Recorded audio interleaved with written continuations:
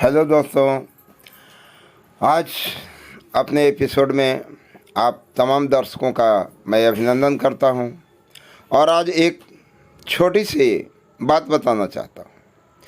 हमारे भारत की संस्कृति में यही महानता रही है कि हमारे धार्मिक ग्रंथ तो बड़े हैं, उदाहरणों से भरे पड़े हैं जिससे हम अपनी ज़िंदगी को सजा और संवार सकते हैं। लेकिन हमारे जो प्राचीन काल में लोग मौखिक कथा कहते थे, उन कथाओं में भी बहुत बड़ा गूढ़ अभिप्राय छुपा हुआ रहता है। जैसे आज एक मैं छोटी सी घटना का जिक्र करता हूँ। एक मंदिर में पुजारी अपनी पत्नी और अपने पुत्र के साथ जीवन निर्वाह करते थे। उनके निष्ठा और विश्वास से भक्तगण उस जमाने में हीरे और मोती की चढ़ावा किया करते थे। डाकुओं को एक दिन मालूम हो गया, भारी मात्रा में मंदिर में पुजारी ने धन इकट्ठा किया है। डाकुओं का भारी दल मंदिर को चारों तरफ से घेर लिया। पुजारी का भक्त कोई आकर बोलता है, हे पुजारी जी, अब आपके धन ही नहीं जाएंगे, आपके जान भी चले जाएंगे। मैं आपको सूचना कर दे दिया, हो सके तो आप अपनी जान बचा लें। पुजारी जी कुछ क्षण इधर उधर घूमने के बाद पता नहीं धन को कहाँ पर दबा दिए और मंदिर में आकर अपनी पत्नी को एक कागज़ का टुकड़ा दिए, हे प्रिय, मेरा बच्चा बहुत छोटा है, इस कागज़ के टुकड़े को संभाल कर रखना। तुम्हें डाकू कुछ नहीं करेंगे क्योंकि दौलत तो मुझसे खोजेंगे।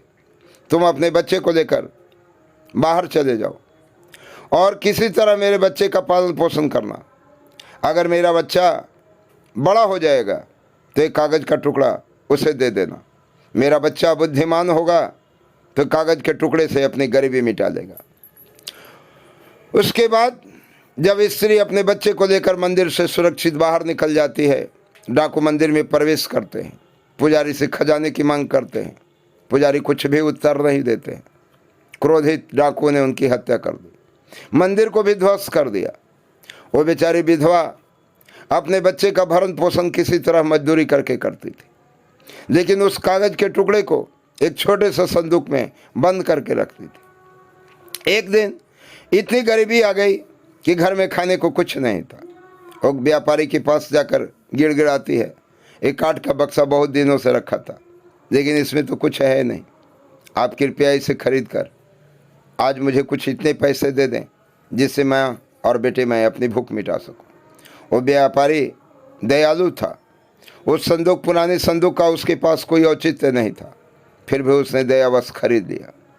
बच्चा जब विद्यालय से घर आया तो अपनी माँ से पूछता है, हे माँ, एक संदूक यहाँ रखा रहता था, वो आज संदूक कहाँ गया? माँ सारी घटना क्रम बतला देती है।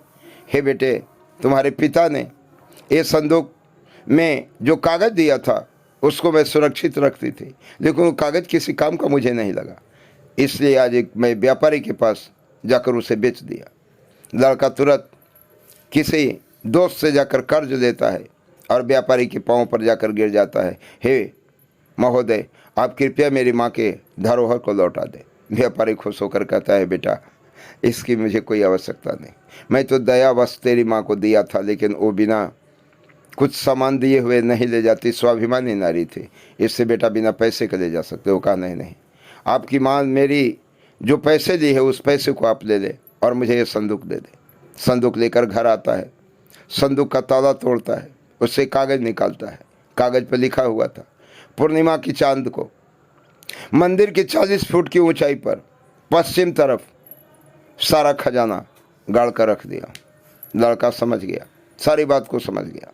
उसी दिन से वह सारे इलाके में घूम घूम कर रामायण महाभारत सुनाने लगा। लोग उसके भक्त बनते चले गए और एक दिन उसने प्रस्ताव रखा, हे ग्रामीणों, मैं चाहता हूँ कि हमारे पिताजी जिस प्रकार के मंदिर बना कर रहते थे उसी प्रकार का मंदिर समाज की ओर से किया जाए।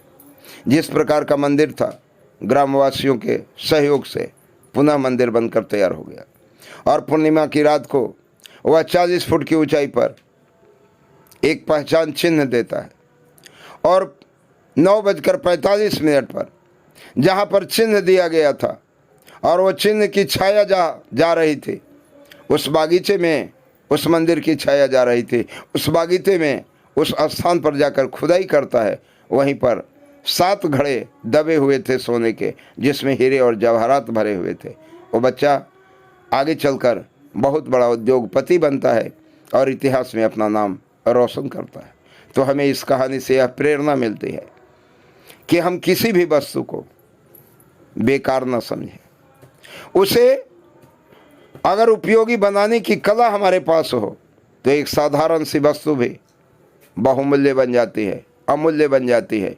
लेकिन अगर कोई अमूल्य वस्तु, बहुमूल्य वस्तु भी हमें मिलती है और उपयोग करने की कला नहीं मालूम हो तो वस्तु हमारे लिए बेकार सिद्ध हो जाती है।